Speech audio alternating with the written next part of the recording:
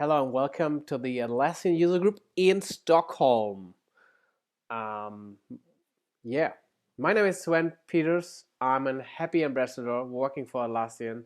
So my job is to travel around, talk about our new products, how we develop software, all the stuff I'm talking at conferences and at user groups. But more than actually talking to people, I want to listen to people. I want to hear what you have to say about our products, and then bring that back to our developers and product managers to that they know what's going on in the field. So approach me after this talk and yeah, talk to me. So let's get started. What's the cooking recipe for tonight? This is it. And Jamie thinks it's awesome. It's an awesome selection. So here at Stockholm, we have heard some things about JIRA in the first two presentations. So I will have less JIRA in it and more for the Confluence fans. So I will talk about 10 minutes about Confluence, then 5 minutes about JIRA, a little bit, the new product, and 10 minutes about Stash, our newest product, our Git repository management for enterprise teams. So, but let's start with Confluence. Confluence 5 is about to launch soon. So the the early access program has been over, the beta is out, and it's really soon that we will launch Confluence 5. So the first thing I want to talk about is the instant edit.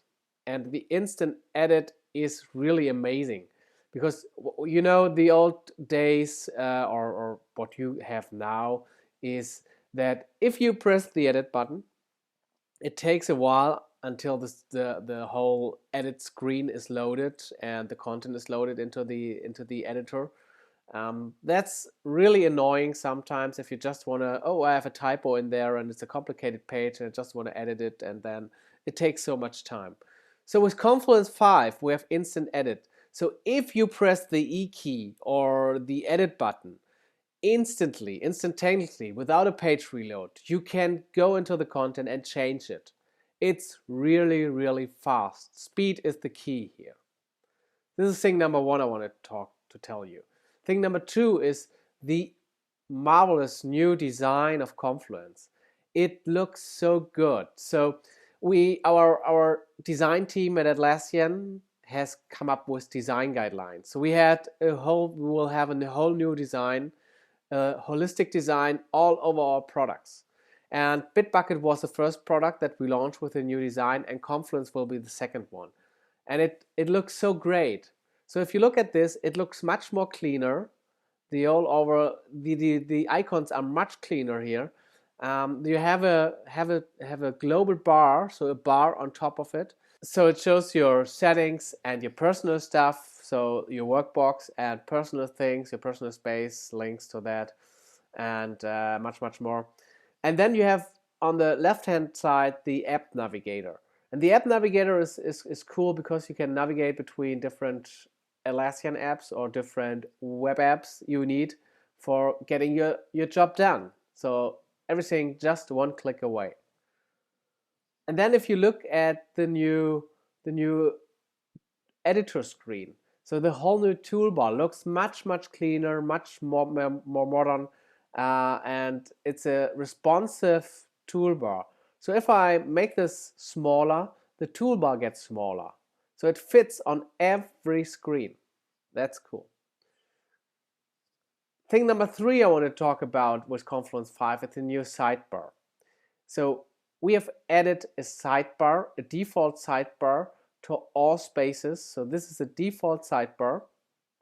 And with the new sidebar, you can find things more quickly. You can access the space more quickly. And I'll show you how. So this is how it looks, how the new sidebar looks. So at the top, you have everything you need for overview. What are your pages? Where are your blocks? All this stuff. And then you can have space shortcuts for your most important stuff you want to put in there. So if there are 3 pages you always access when you go into Confluence, into the space, put them under space shortcuts and you reach them directly. You don't have to look for it.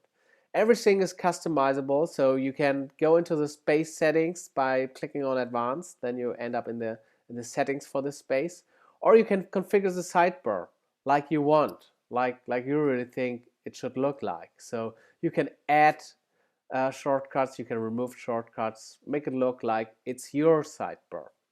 And then you can, a thing we stole a little bit from our document theme is the navigation. So you can navigate to child pages and directly from the sidebar. So this is cool. This is a new sidebar. And the sidebar you can also drag and make it small. I mean, not every time you have a big screen where you want to see all the thing on the sidebar. So you make a compact sidebar. And these small arrows, down arrows that shows you can click on them, and then the menu will expand and you have the full power of the whole sidebar, of the expanded sidebar in your compact sidebar. So number 4, feature number 4, and this is my personal favorite. It's recently viewed. So the question is, if you go into Confluence, most likely, in my case, I think it's 80 to 90%. I want to work on a page I have already edited. So I want to add some things on that. And every time I'm going to the global search bar and search globally.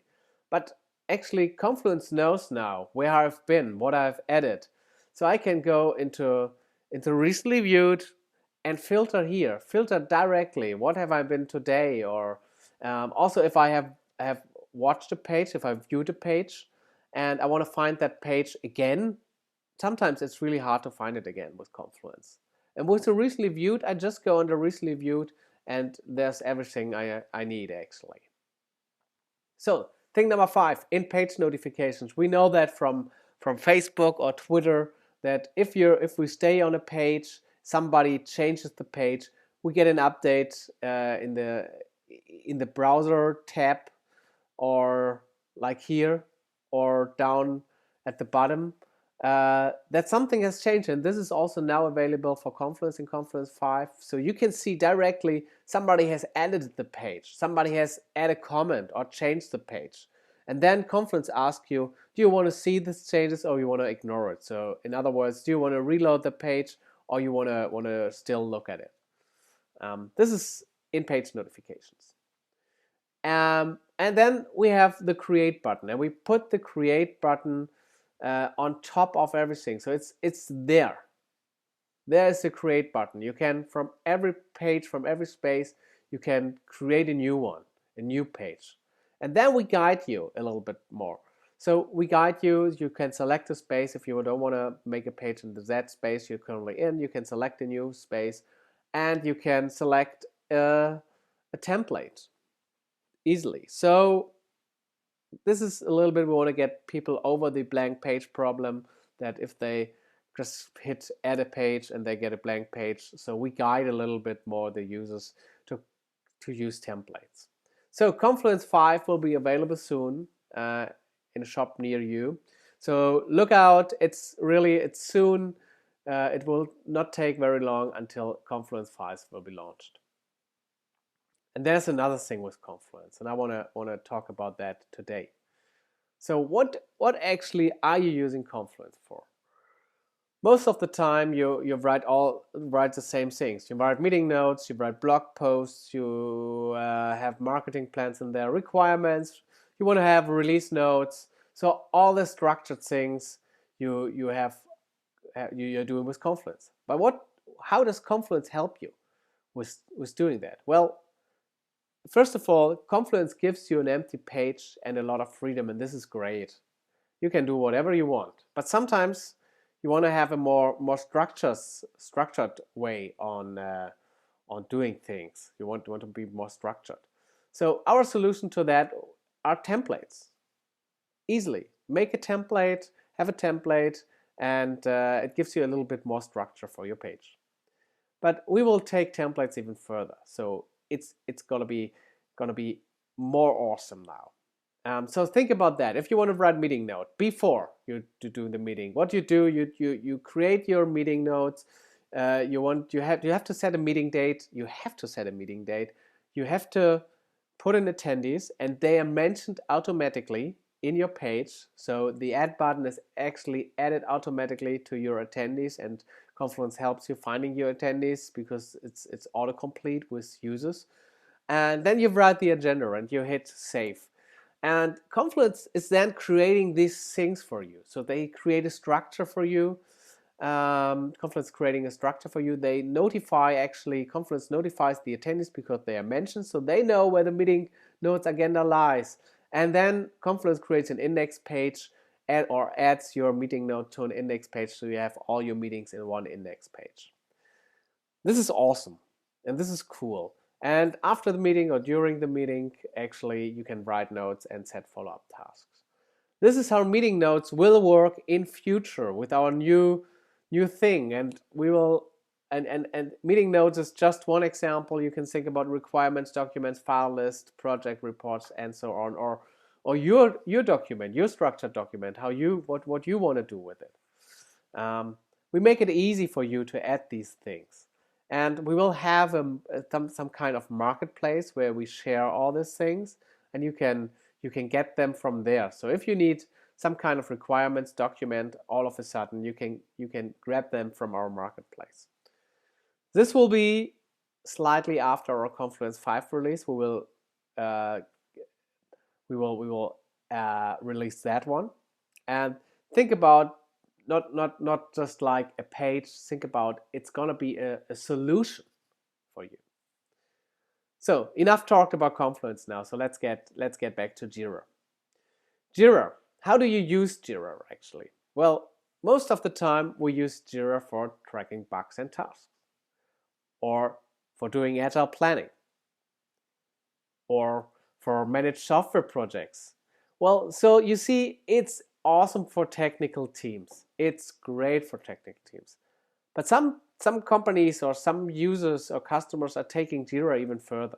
So they use it for team leave improvements, or for travel improvements, or it's a help desk system, and you name it. It's, well, our customers comes up with the awesome things how they can use Confluence.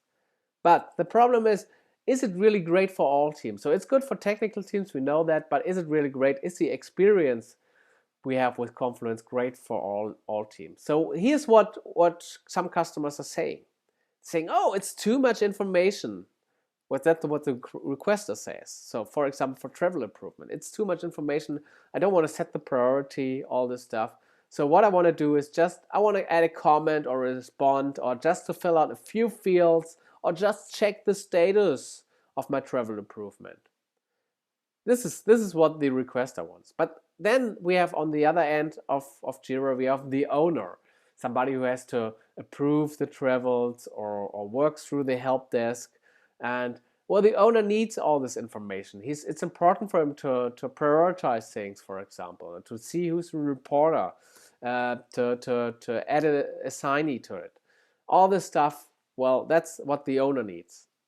So what the owner wants is, they want to actually limit the view for the requester, but on the other hand, keep the full power that JIRA offers him. So, and we heard this a lot from our customers. They want that. So actually we said, come on guys, let's solve this problem. And we will solve this with a product we call Viewport. So this is just a mock-up how it will look like, an easy request form. And this is what the requester sees.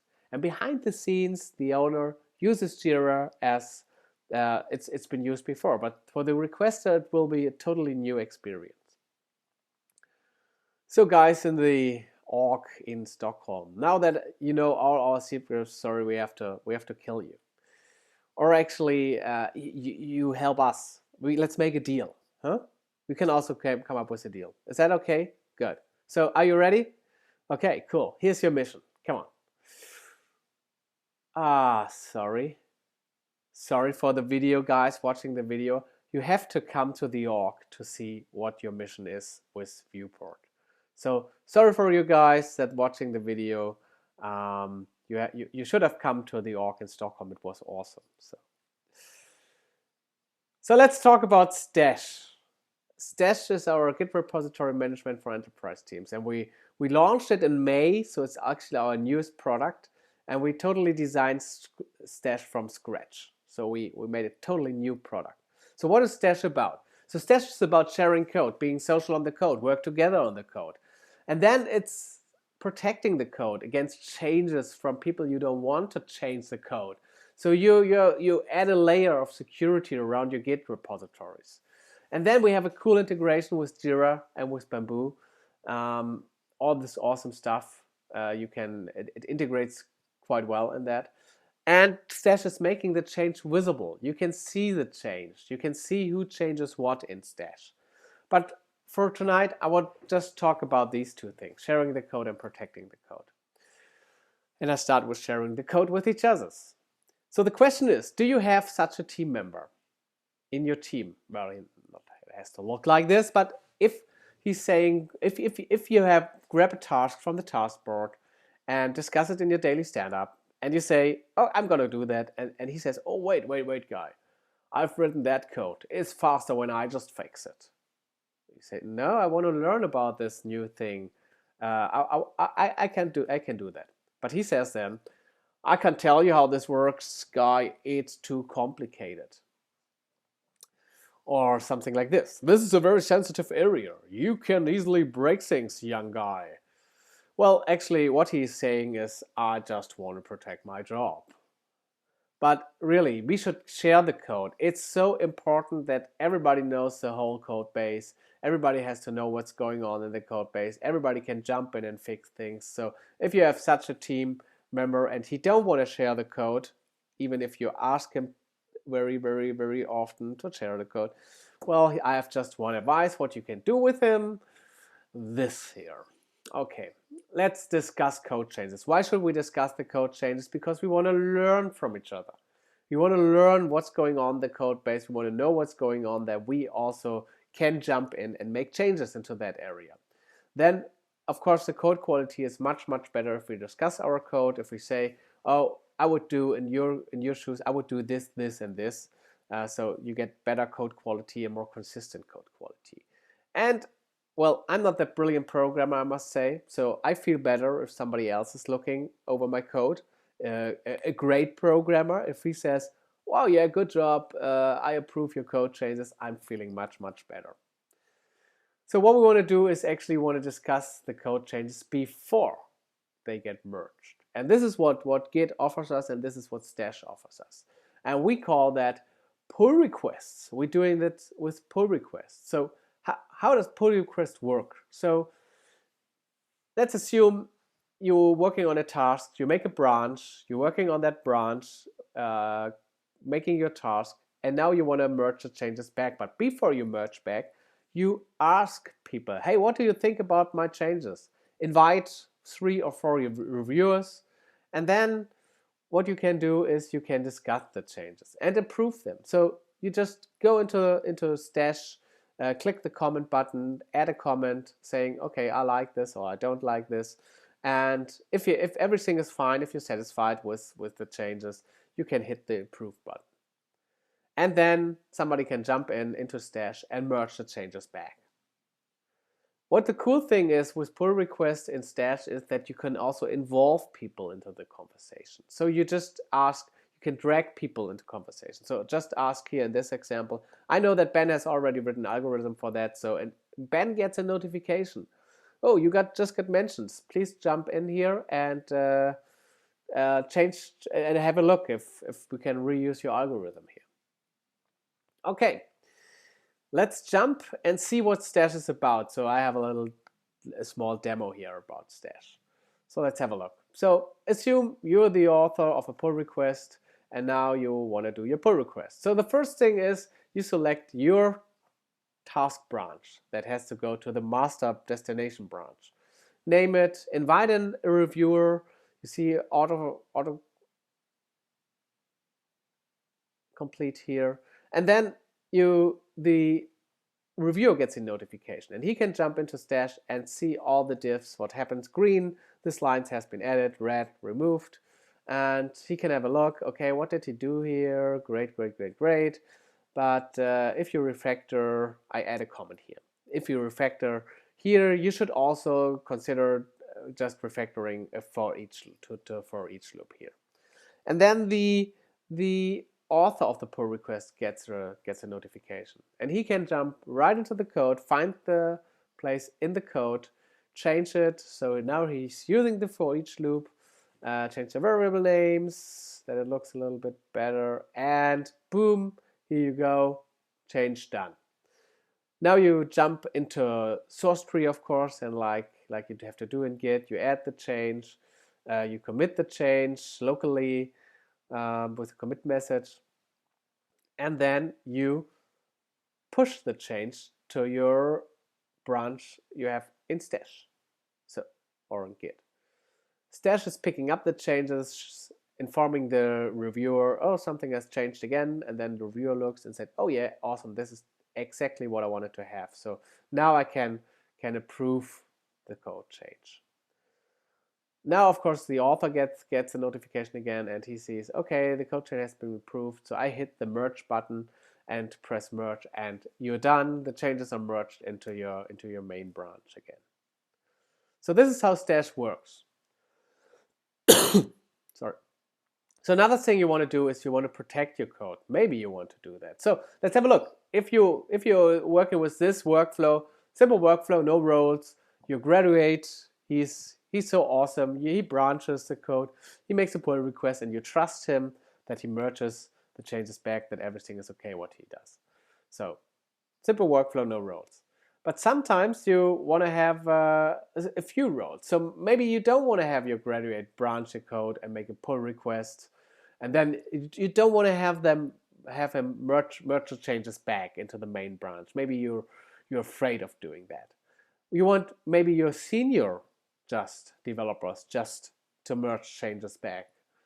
So the question is here, do you really want your graduates to merge the changes into the automatic deploy branch? That can be dangerous.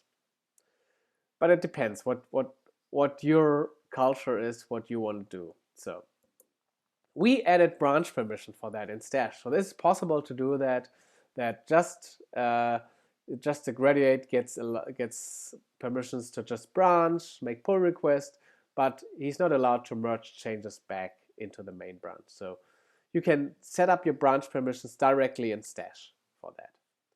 On a more overview level, you can also set project permissions, where you say these people are just allowed to work on this project, so they are just allowed to use that code and make pull requests in that code. So you have project permissions in Stash. You can set permissions per project.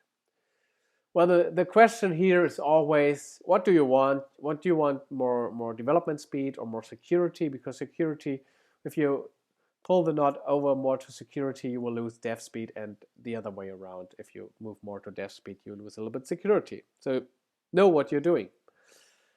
Another thing that is a pattern that we see often in companies is the repo guard. So the IT department that is the repo guard that sits in front of your repo, and if you want to have a new repository, you have to ask them, you have to go through the repo guard and ask, hey, can I get a repository, please? And the IT administrator comes back, and this sounds familiar. Yeah. I of course, it's my job to give you a new repository, but I'm not so busy, so I do it in 3 days. And you say, oh no, I need it now. Shit. So Stash helps you also with that. Get over this, and just by having a create repository button. So you can create a repository directly with Stash. So please check it out, Stash, atlassian.com/stash. Please check it out, and thank you for your attention. Rock on. The slides are available on svenpet.com/slides. Thank you and goodbye.